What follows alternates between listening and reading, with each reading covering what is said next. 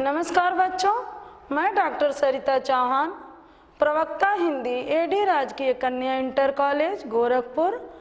मैं आज आप लोगों के समक्ष कक्षा 11 के पाठ्यक्रम में दिए गए हिंदी विषय के अंतर्गत संस्कृत खंड के प्रथम अध्याय वंदना शीर्षक को लेकर प्रस्तुत हूँ। अध्ययन के विभिन्न बिंदुओं पर प्रकाश डालते हुए मैं आपको वंदना पाठ का शब्दगत अनुवाद और ससंदर्भ व्याख्या बताऊंगी। सर्वप्रथम हम पाठ परिचय पर आते हैं। पाठ परिचय के अंतर्गत हम यह जानेंगे कि यह श्लोक जो है वैदिक मंत्र हैं। यह श्लोक यजुर्वेद, ईशावास्योपनिषद और कठोपनिषद से लिए गए हैं। अब हम पाठ के उद्देश्य पर आते हैं। वंदना पाठ का उद्देश्य है ईश्वर की कृपा से प्राप्त ज्ञान के प्रकाश से अपने भीतर के अहंकार को और अज्ञानता को दूर करना। दूसरा उद्देश्य है यह जो संपूर्ण जगत है, चराचर विश्व है, वह उसी ईश्वर से व्याप्त है। इसलिए अगर हम ईश्वर में आस्था रखते हैं, ईश्वर के प्रति प्रेम व्यक्त करते हैं, तो हमें जगत के प्रति भी प्रेम और समर्पण की भावना रखनी चाहिए। अब हम वंदना पाठ का वाचन प्रारंभ करते हैं। विश्वानि देव सवित दुरितानि परासुव यद भद्रम तन्न आसुव। संदर्भ है प्रस्तुत श्लोक हमारी पाठ्य पुस्तक संस्कृत दिग्दर्शिका के वंदना शीर्षक पाठ से उद्गृत है। पूर्व ज्ञान है इस वैदिक मंत्र में दुष्प्रवृत्तियों को दूर करने के लिए ईश्वर से कल्याणकारी प्रार्थना की गई है। अब हम श्लोक के अर्थ पर आते हैं। विश्वानि देव सवितर दुरितानि परासुव यद भद्रम तन आसुव। यानी हे विश्व के देवता, जो हमारे लिए कल्याणकारी हो वह हमें प्रदान करिए। यद भद्रम तन आसुव। यद मतलब होता है जो, भद्रम मतलब कल्याणकारी, तन मतलब हमारे लिए, आसु मतलब प्रदान करिए। और जो हमारे लिए कल्याणकारी हो उसे प्रदान करिए। यानी हे विश्व के देवता, हमारे संपूर्ण दुष्प्रवृत्तियों को दूर करिए, अज्ञानता को दूर करिए, और जो हमारे लिए कल्याणकारी हो वह हमें प्रदान करिए। कठिन शब्दों के अर्थ जान लेते हैं। विश्वान का मतलब होता है संपूर्ण, देव का मतलब होता है देवता, सविता मतलब होता है सूर्य, दुरितान मतलब पापों को अथवा दुष्प्रवृत्तियों को, परासु मतलब दूर कीजिए, यद मतलब जो, भद्रम मतलब कल्याणकारी, तन दो शब्दों से मिलकर बना है, तत् धन न यानी वह हमारे लिए, आसु मतलब प्रदान करिए। अब हम दूसरे श्लोक का वाचन प्रारंभ करते हैं।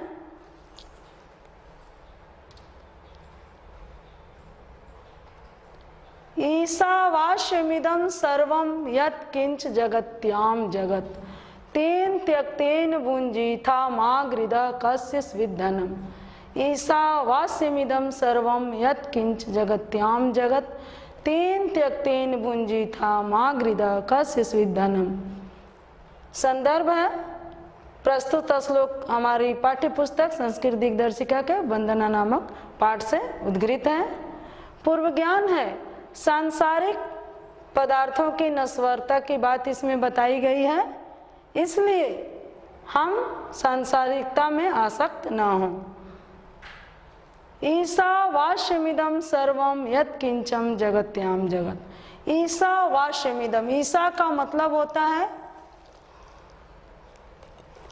ईशा मतलब ईश्वर से, वास्यम मतलब व्याप्त है, सर्वम मतलब सब, यद मतलब जो, किंच मतलब कुछ भी, जगत्याम जगत का मतलब हुआ यह चराचर जगत। यानी यह जो चराचर जगत है वह उसी ईश्वर से व्याप्त है।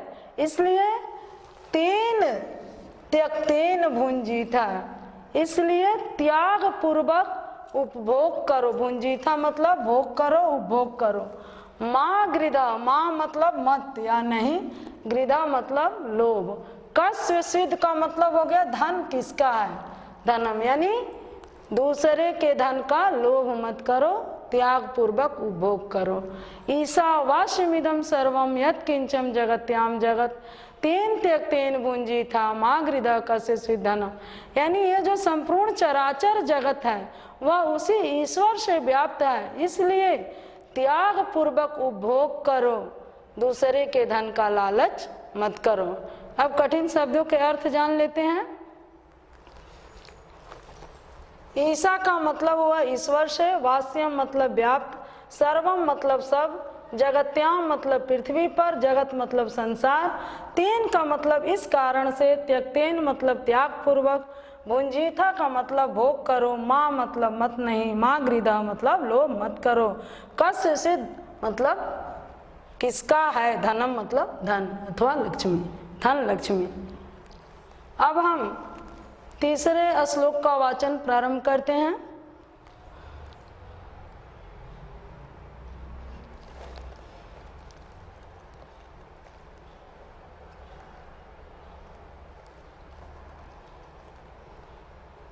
बच्चों, ये उपनिषद ग्रंथ की इमेज है। श्लोक पढ़ते हैं। सह नाववतु सह नव भुनक्तु सह वीर्य करवाव है, सह नाववतु सह नव भुनक्तु सह वीर्य करवाव है, तेजस्वी नावधीत मस्तु माँ विदुषा वह। संदर्भ है प्रस्तुत श्लोक हमारी पाठ्य पुस्तक वंदना नामक पाठ से अवतरित है। पूर्व ज्ञान है। कठोपनिषद शांति पाठ के इस मंत्र में ईश्वर से गुरु शिष्य की रक्षा हेतु, पालन हेतु प्रार्थना की गई है। अब अनुवाद पर आते हैं। सह नाववतु सह नव भुनक्तु सह वीर्य करवा है। सह नाववतु यानी हम दोनों, सह का मतलब होता है साथ साथ, हम दोनों साथ साथ रहें, साथ सह नव भुनक्तु साथ साथ भोजन करें, सह वीर्य करवाओ है साथ साथ वीरता का कार्य करें, तेजस्वी नावधीत मस्तु हमारा अध्ययन तेजयुक्त हो, माँ विदिशा वह और हम परस्पर यानी आपस में द्वेष न करें, हम गुरु शिष्य द्वेष रहित हों। सह नाववतु सह नव भुनक्तु सह वीर्य करवाओ है, तेजस्वी नावधीत मस्तु माँ विदिशा वह। यानी हम दोनों साथ साथ रहें, साथ साथ भोजन करें, साथ साथ वीरता का कार्य करें, तेजस्वी नावधीत मस्त और हमारा अध्ययन तेजयुक्त हो, हम परस्पर द्वेष ना करें। कठिन शब्दों के अर्थ जान लेते हैं। स का मतलब होता है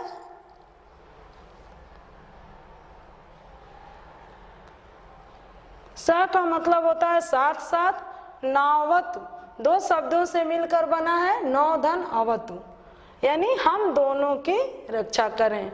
भुनक्तु मतलब पालन करें, वीर्यम मतलब शक्ति को, वीर्य मतलब पराक्रम, करवावह मतलब हम दोनों प्राप्त करें, करवावह का मतलब प्राप्त करें, यानी हम दोनों जो है विद्वता को प्राप्त करें।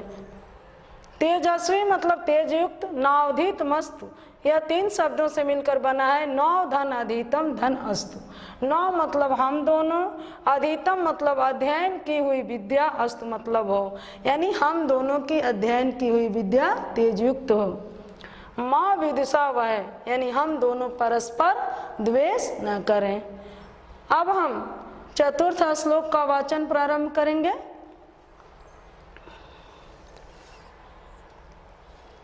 उत्तिष्ठत जागृत प्राप्य वारान निबोधत।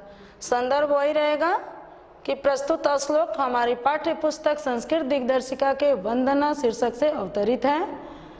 पूर्व ज्ञान है। कठोपनिषद के इस पंक्तियों में ज्ञान प्राप्त करने की बात की गई है, यानी श्रेष्ठ मनुष्यों के पास जाकर ज्ञान प्राप्त करना चाहिए।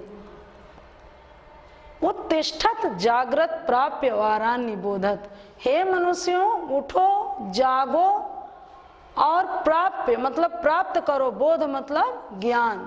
हे मनुष्यों उठो, जागो और ज्ञान को प्राप्त करो, अथवा हे मनुष्यों उठो, जागो, चैतन्य हो जाओ और श्रेष्ठ मनुष्यों के पास या श्रेष्ठ विद्वत जनों के पास जाकर ज्ञान प्राप्त करो।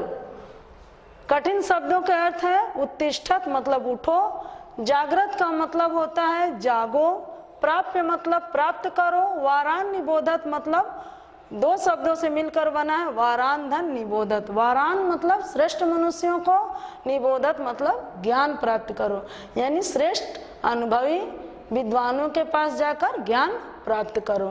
अब हम पांचवा और अंतिम श्लोक का वाचन प्रारंभ करेंगे।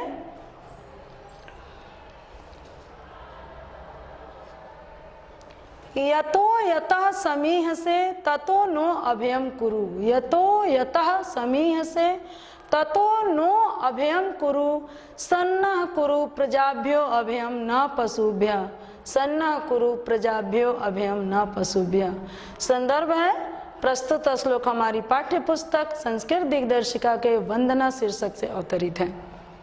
पूर्व ज्ञान है यजुर्वेद के इस मंत्र में भगवान से अपने और अपने प्रजा और अपने पशुओं के लिए कल्याणकारी प्रार्थना की गई है। यतो यथा समीह से ततो नो अभयम कुरु। यतो यथा मतलब जहाँ जहाँ से, समीह से मतलब चाहते हो, यानी हे प्रभु जहाँ जहाँ से चाहते हो, ततो नो अभयम कुरु। ततो मतलब वहाँ से हमारे लिए अभयता यानी निर्भयता प्रदान करो। सन्नः कुरु प्रजाभ्यो अभयम न पशुभ्य, और हमारे प्रजा का कल्याण करो, हमारे प्रजा को निर्भयता प्रदान करो और हमारे पशुओं की रक्षा करो। यतो यथा समीह से ततो नो अभयम कुरु। हे प्रभु जहाँ जहाँ से चाहते हो वहाँ वहाँ से हमारे लिए निर्भयता प्रदान करो, अभयता प्रदान करो। सन्नः कुरु प्रजाभ्यो अभयम न पशुभ्य, और हमारे प्रजा की रक्षा करो और हमारे पशुओं की रक्षा करो। कठिन शब्दों के अर्थ जान लेते हैं। यतो यथा मतलब जहाँ जहाँ से, समीह से मतलब चाहते हो, ततः मतलब वहाँ से, नह मतलब हमें, अभयम मतलब निर्भयता, कुरु मतलब करो, सन्ना मतलब सम धन्ना, सम मतलब कल्याण, न मतलब हमारे लिए, यानी हमारे लिए कल्याणकारी मार्ग प्रदान करो। प्रजाभ्य मतलब प्रजाओं के लिए, प्रजाभ्यो अभयम मतलब प्रजाओं के लिए निर्भयता। पशुभ्य मतलब पशुओं के लिए। प्रजाभ्य और पशुभ्य में पंचमी विभक्ति है। अब हम अभ्यास के प्रश्न की तरफ चलेंगे।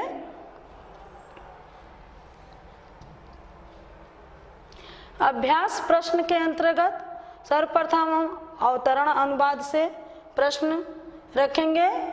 निम्नलिखित श्लोक का ससंदर्भ अनुवाद कीजिए, यानी ईशावास्यमिदं सर्वं ... धनम। इस श्लोक का आपको अनुवाद करना है। दूसरा है विश्वानि देव ... आसुअ। इस श्लोक का भी आपको अनुवाद करना है। सूक्ति व्याख्या के अंतर्गत हम प्रश्न दिए हैं। निम्नलिखित सूक्ति परक वाक्यों की व्याख्या कीजिए। पहला सूक्ति है विश्वानि देव सवित दुरितान परासुअ। दूसरी सूक्ति है उत्तिष्ठत जाग्रत प्राप्य वारान निबोधत। अब हम व्याकरणात्मक प्रश्न पर चलेंगे।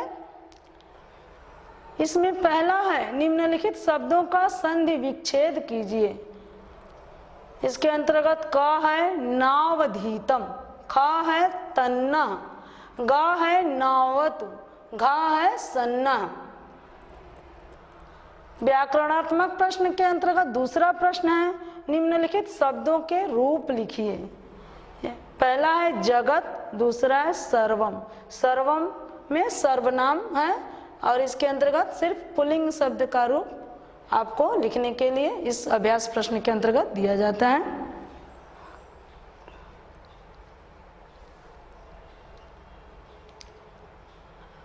अब हम संस्कृत अनुवाद पर आते हैं। अभ्यास प्रश्न के अंतर्गत पहला प्रश्न है किसी के धन का लोभ मत करो। इस वाक्य का अनुवाद करना है आपको। दूसरा है श्रेष्ठ विद्वानों से ज्ञान प्राप्त करो। इस लाइन की भी अनुवाद करनी है संस्कृत में। अब पाठ्येतर सक्रियता के अंतर्गत हम देखेंगे, पहला प्रश्न है कि प्रथम मंत्र में किस देवता की वंदना की गई है। दूसरा है इस वंदना हमारे जीवन में क्यों उपयोगी है अथवा इस वंदना का हमारे जीवन में क्या महत्व है। ध्यातव्य के अंतर्गत, ध्यातव्य का मतलब होता है ध्यान देने योग्य। पहला है यजुर्वेद के यजुष का अर्थ है। बच्चों, यजुर्वेद और उपनिषद के बारे में आपको जानकारी देनी है कि यजुर्वेद के यजुष का अर्थ है यज्ञ संबंधी मंत्र। उपनिषद का अर्थ है तत्व ज्ञान के लिए गुरु के समीप बैठकर ज्ञान प्राप्त करना। तत्व ज्ञान के लिए गुरु के समीप बैठकर निश्चय पूर्वक ज्ञान प्राप्त करना। बच्चों, अब पाठ समाप्त होता है। धन्यवाद।